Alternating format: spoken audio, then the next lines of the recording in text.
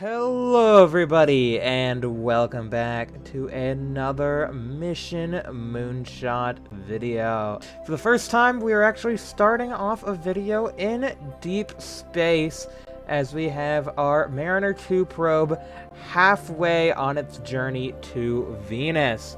As you can see, it's nothing out here, just the sun, the stars, and all the planets that lie between. As you can see, there's the Earth and there's the Moon, so that's how far we've made it. And yeah, that's where we're heading.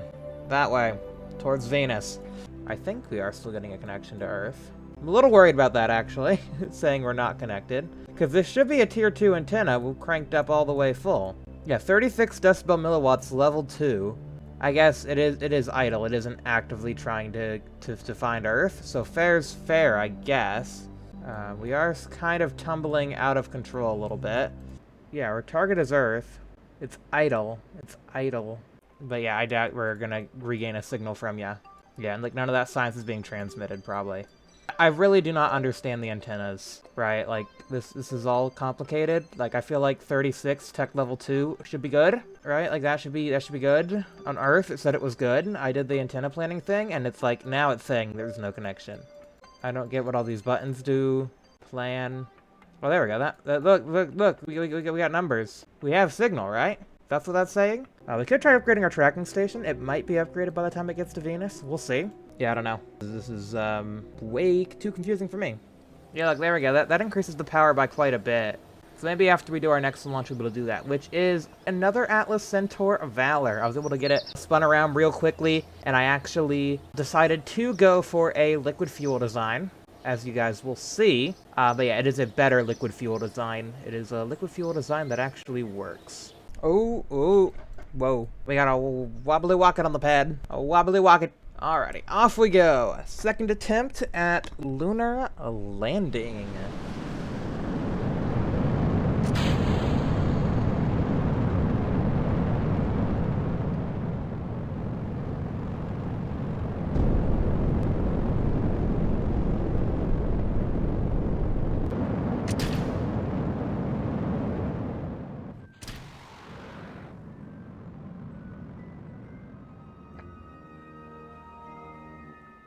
And there we go. We are on our way to the moon. So all I gotta do now is just go ahead and open up our flight plan again, rebase, and we're gonna set a maneuver. We're not actually gonna use this maneuver for anything. Bam, and now we can see our node. So now we can tell the Centaur to point towards that, and then spin stabilize us in that direction. And yeah, if we're pointing roughly towards the sun, it should hopefully illuminate our panels. I mean, we also have a panel back here too. I mean, yeah, this probe is basically identical on both sides, so no matter which way it's facing, it should hopefully have solar panel. Even if it's facing this end towards the sun, hopefully it's still good enough. But yeah, looks like we'll be okay. We'll be aiming roughly towards the sun. And off he goes. Goodbye, little spinny probe. Let's get a little further away from the Centaur. Okay, see you later. Bye. Now we can get a nice... Ooh, bit too zoomed in. Hold up. Now we can get a nice cinematic shot. There we go. Off to the moon with the... Yeah, I want to actually see this. So 7 days to get to the moon. What kind of orbit are we taking? So this is obviously what it looks like here. From GSE. Okay, looks like a pretty straight path. Oh, but then we come up over and around. Which, yeah, we kind of had to do it like that because if we waited in a normal parking orbit, then the Centaur would have ran out of propellant. So, yeah, that's fine. Because, yeah, basically, if you guys don't know, because the Centaur is hydrolocked, if we were to wait in a normal parking orbit, we would have boiled off all our propellant. So we basically had to do our TLI right after our orbital insertion, otherwise all our propellant would have been gone. The only problem with that is that the moon wasn't in the correct spot for us to do a quick transfer, so that's why we end up heading up over the moon, waiting at apogee, and then falling down onto it. Bit longer way to get there, but it saves the park in orbit. Anyways, we are less than 1 day from hitting the moon, and there it is. So get rid of vessel info, we don't need that. What we want is landing info. So if we have landing info, we have a suicide burn countdown. It's basically taking our thrust weight ratio, surface thrust weight ratio, it's 15, and it's telling us, basically, based on our time of impact, when we want to start our engine burn. And I found out a little bit after is actually pretty good. So a little bit later than it says. Oh, moon's getting bigger. Moon's getting bigger. And as you can see, we're heading at roughly the right speed here. We're coming in for a landing. Okay, 1 minute. Talk about absolutely nerve-wracking. 4, 3, 2, 1. Wait a little bit. 6. Okay, burned out. Separating. And now we hope.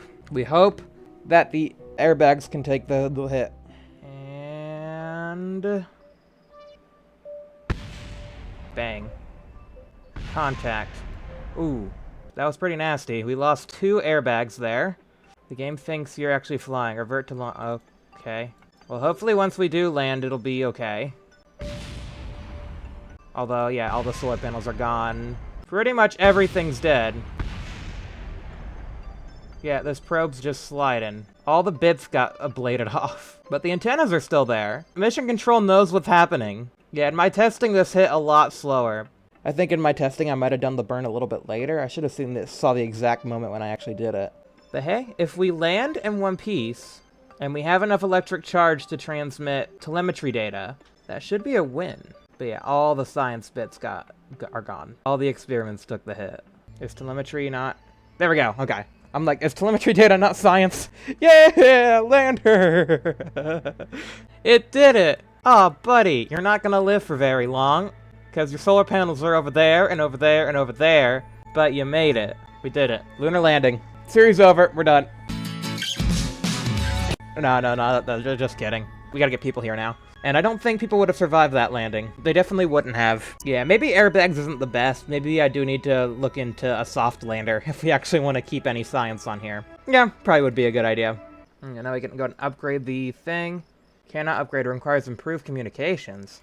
Okay, how do we get improved communications? This tech node. Do we have interplanetary communications? Comms tech level 3. Do we need comms tech level 3 on interplanetary? We probably need comms tech level 3. So we may never get to hear from Mariner 2 again. But Mariner 3, we can at least give level 3 technology, and hopefully it works. Okay, fair enough. Now that we've done our lunar landing, what's next? Sample return. Gather science from the moon and return. Yeah, that's gonna be the next big thing. Soft landing on the moon and return with science. Yeah, I wouldn't describe what we just did as a soft landing. Or another lunar impact. I mean, that's basically what our thing was. A very slow version of it. That part of it survived. Yeah, and then... Ooh, early weather satellite. Yeah, there was actually another thing that I saw, speaking of weather satellite, and probably one of the reasons why we're lagging so much on science, is we haven't done any weather satellites. We haven't done any weather satellites to look at clouds and the weather. So yeah, I went ahead and made this rocket right here. So this is our totally weather satellite. And yeah, this is the improved film camera experiment, which we have done nothing with. And because we haven't done anything with it, we're missing out on 220 science points. Are you serious? That's kind of unfortunate. We also have, I believe, I think we've done all the other stuff too. I think it's really just this thing we're missing out on. I think we've done all the other science things. Like we've done the biological samples. Early film, I think we've done all that too. So yeah, it's literally just this improved film camera that we haven't done anything with because, yeah, there's no contracts for it. There's no contracts telling you, oh, launch the weather satellite, launch the totally not a spy satellite. So, yeah, we're gonna send this up later today. But for now, we have Mariner 3 ready to go, and I'm gonna go ahead and be back real quick, because I need to figure out how these antennas work. So give me a second, I'll be right back. So I just did some research on antennas in Realism Overhaul, and by doing some research, I made a Reddit post asking, why does my Venus probe not have any signal? Yeah, it's a tech level 3, but it's also UHF band. As you can see, level 2, we only have UHF and VHF, the same with level 1. But when you get to level 3, you also have S-band. And S-band is what you use for interplanetary probes. Also, I don't know what active transmission time does. I'm assuming I want that to be a bit higher than 0. And yeah, now if we actually go to planet, there we go, no signal. Yeah, as you can see, Mars can be pretty far away at times. So yeah, oh, I selected Neptune. Whoops, but no, they're Mars. And then we crank this up until we have a signal. Well, I guess even at max distance, we won't have anything, right? There, that should be good enough. For Mars, and then I'll probably end up reusing this design for Venus. I know the Mariner 3 didn't do Venus, or Mariner 4. But hopefully if our Mariner 3 works, then our Mariner 4 will be Venus. Because, I mean, Mariner was just the name of the flyby probes. Nothing really too fancy. Anyways, for right now, I'm going to go ahead and let's go ahead and get this geostationary satellite launched before our Mars window, and hopefully try and get that contract sorted. Alrighty, so yeah, I went ahead and made sure this had more Delta V than our previous attempt, as that was a problem before. Although for some reason it's saying we have no Delta V. Why do we have no Delta V? No, there's kerosene and stuff in here, I'm sure. Possibly. So we're just going to go for a regular 200 by 200 at our current inclination, and then we'll do the fancy orbital maneuvering things to actually get into the orbit that we want.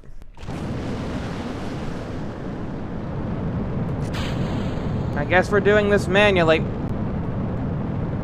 Oh gosh, 90, 90, 90, oh no. Oh, this hasn't gone well, this hasn't gone well. This launch has not gone well.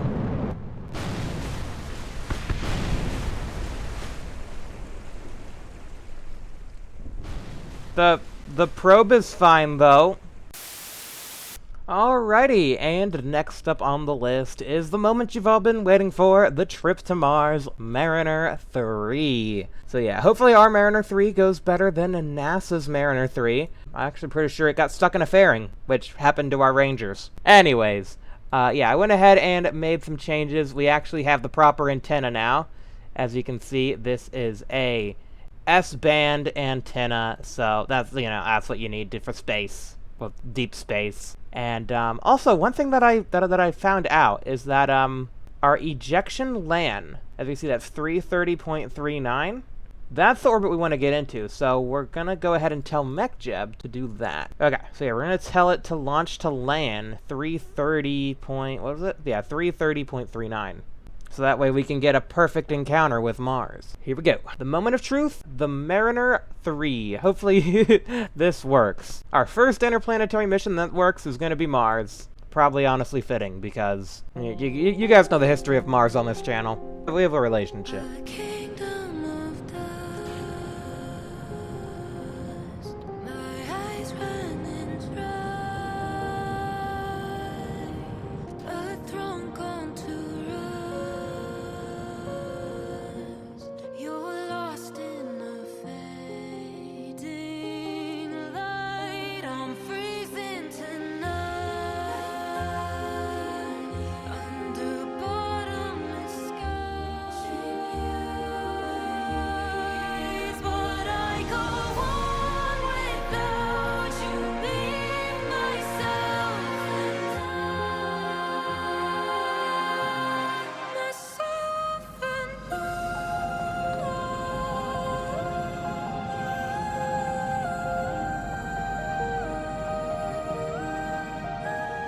Alright, we've made it into space, but I think our probe might be a little bit crippled. Yeah, the fairings took out 2 solar panels. You're not sure if, I don't know if this one might be generating. This one's definitely generating.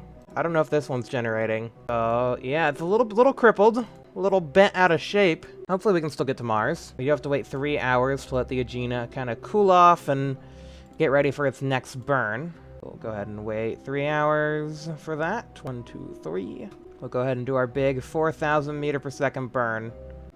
Everything's fine. Yes, there we go. Get that out to Mars. There, that's like where Mars will be in 100 days. And then we skip to 200 days, and then we'll be there. There. Contact. There we go. We'll make it to Mars right about there. Oh, isn't that beautiful? Can we actually... less Delta V? Oh, yes. There we go. Okay. And then... that might be... That's decently close. Like, I'm not saying that's bad or anything. I'm just saying, like, we gotta do a lot of correction here. And that's about all the correction we can do right there. I mean, we'll go for that. We might, I mean, mid-course maneuver, right? We should have some Delta V on the other stage. Preferably. Hopefully. That's like a big old correction we gotta do, though. Like, it's close, but not quite there. Can you optimize this, Principia? No, I guess this is the best it's got, too. I mean, yeah, the total Delta V, the ejection Delta V should have been... yeah, okay. Hopefully you survive, little buddy. I know you're crippled and not really fit for flight, but I believe in you, okay? You're gonna make history.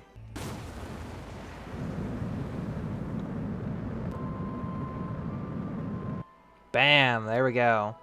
Right on what we planned. So yeah, we'll have to get that a little bit closer. But we are on our way to Mars. Let's see if we just go ahead and rebase this whole thing. Add a maneuver, let's say, in like 100 days. That's like halfway through our journey. How much can we change our binormal? I mean, if we had like 1,000 delta V, then we could get this real close. But we definitely do not have that much. So I don't think we'll be getting that close to Mars, unfortunately. Yeah, because you need like 1,000 to do that in correction, and then, what, maybe like a little bit to just bring this in a little bit closer? We need way more delta V than we planned for. Yeah, we are so far off course. Okay, that's about as close as we would have to be to complete the contract. And that's about 1,000 meters per second off course. I mean, I could have put 1,000 meters per second in the probe, but I didn't think we needed that much. Yeah, I'm not even sure how much delta V the probe has. I know I shaved a lot of it, because didn't think it really needed that much. So, the fact that it's crippled and the fact that, yeah, we probably need more delta V anyway, probably means it's an ill-fated mission. Because, yeah, delta V to get to Mars is insanity. Anyways, let's go ahead and have you target the sun. Yeah, I learned you can recently do this. Usually I set the sun as my target and then do that, but I found out you can just do it like this. Sun, down, look at the sun, look at it, isn't it beautiful? Stay staring at it. And then, pow, be free. And let's see, we might be able to get some science once this thing enters, interplanetary space. Because that's one thing our other probe couldn't send back, was interplanetary space science. This finally should be able to, because it finally has the antenna capable of doing that. And yeah, we only have like 36 meters per second. So, not sure what this thing will be able to do. Probably not much. Let's warp to SOI margin. Look how small planet Earth is.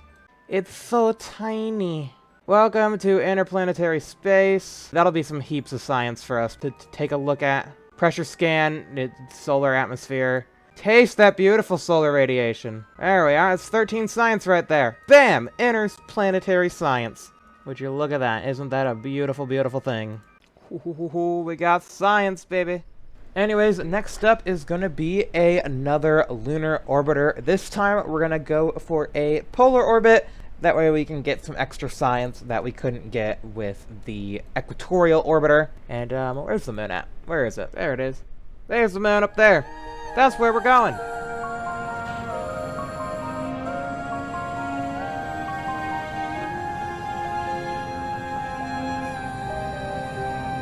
To the ends of the earth, ashes and dirt, whatever it's worth. I'm searching for you, heaven I'd move, all hell I'd walk through. I'd cross the line and back again for you. There's monsters at play, they're all in disguise. It's kill or be prey, and I will fight. I'm facing tonight.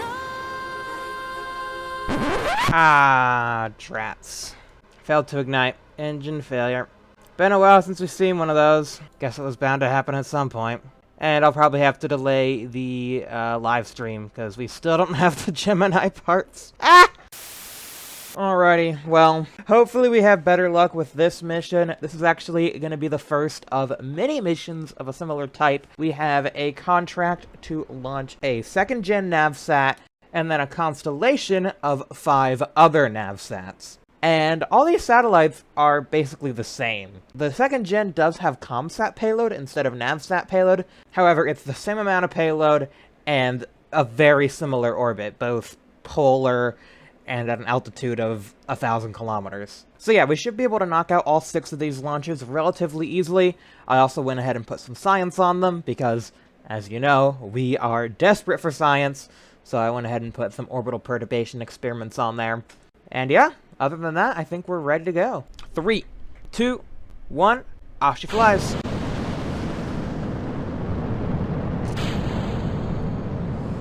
Please don't destroy the main engine.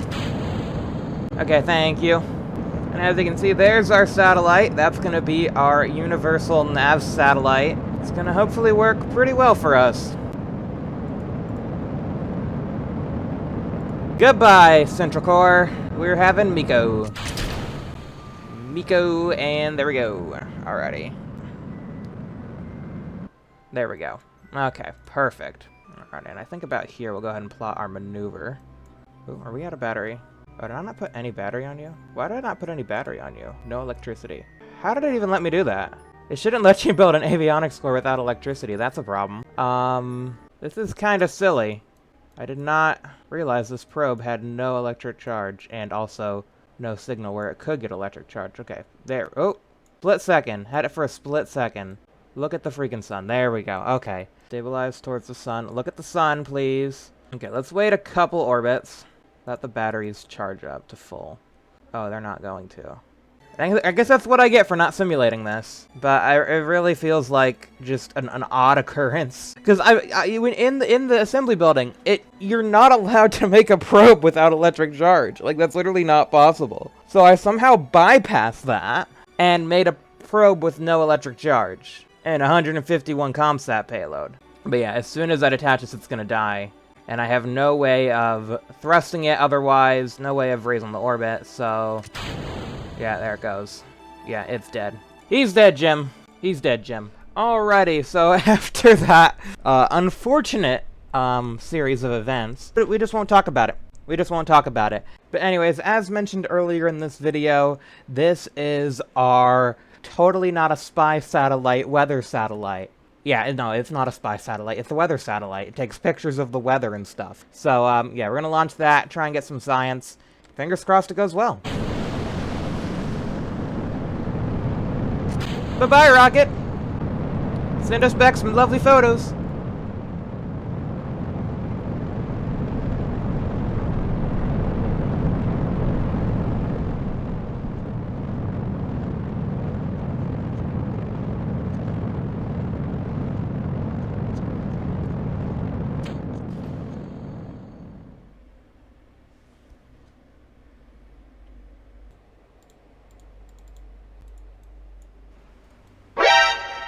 Ah, shoot.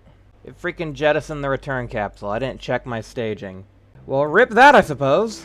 We're gonna grind science today. It's gonna be easy. No, it's really not. It's really gonna be a pain in the backside, isn't it? At least the sunrise is pretty. But yeah, okay. So yeah, I got the 2nd gen nav going again. I got a geostationary going. I have a lunar mission. We'll get this 2nd gen nav out. Make sure that works, and then... actually, we do have our Venus close encounter, so we'll go ahead and check that out. Yeah, so here's Mariner 2. Aiming in the complete wrong direction. Saturn's over there. So Venus... I mean, that's what we're closest to. There's Earth. There it is. There's Venus. Wow, look at that. You can actually see it. So yeah, obviously a lot farther than the contract would like. So yeah, we passed our periapsis a while ago. We definitely flew by Venus. There it is. You can see it there. But yeah, I feel like the game still considers us in space above the sun. But it's still cool. Still very cool. And, yeah, we got to get closer. We got to figure out how to get closer. Alrighty, well, let's go ahead and get this 2nd attempt on this nav satellite up, which should hopefully restore some faith in our space company. We can, like, yeah, we can launch satellites, we promise. We know how to put electric charge in satellites. We know what a battery is.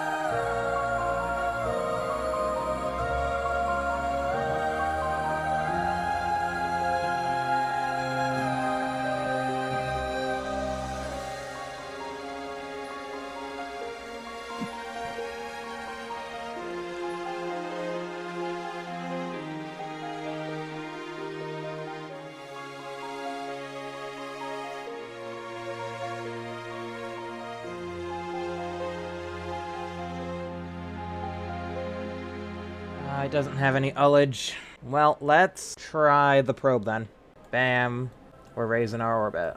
And we're aiming roughly towards the sun, so, you know, this probe will live a little bit. Although it may not. We're out. We're running out. We're out. Okay.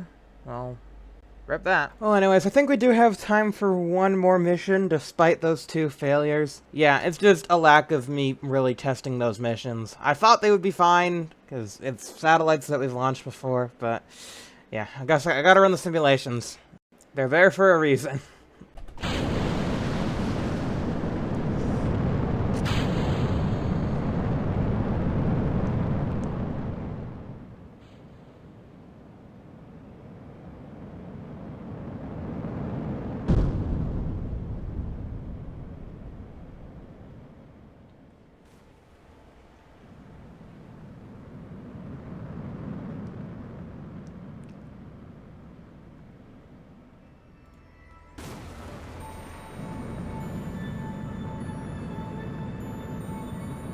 Nope, nope, nope, that's the wrong way, Houston. Yeah, I need to add more RCS. It ran out of RCS. It ran out of nitrous oxide. Oh, well, shoot. Didn't actually plan for that. I thought we would have had enough RCS. Well, I guess it's just the game's way of saying you're done playing for today, because, yeah. Goodness, 4 failed missions in a row. It's not something you can really plan for. It's not something that you really expect, but it just sort of happens with RP1. So, I don't know. But anyway, if you guys enjoyed this video, please be sure to leave a like. Subscribe for new videos. Have a great day, get rest of your day. And, yeah, hopefully next time we'll have a bit better luck with missions and stuff. Goodness. I'll see you guys later. Bye-bye.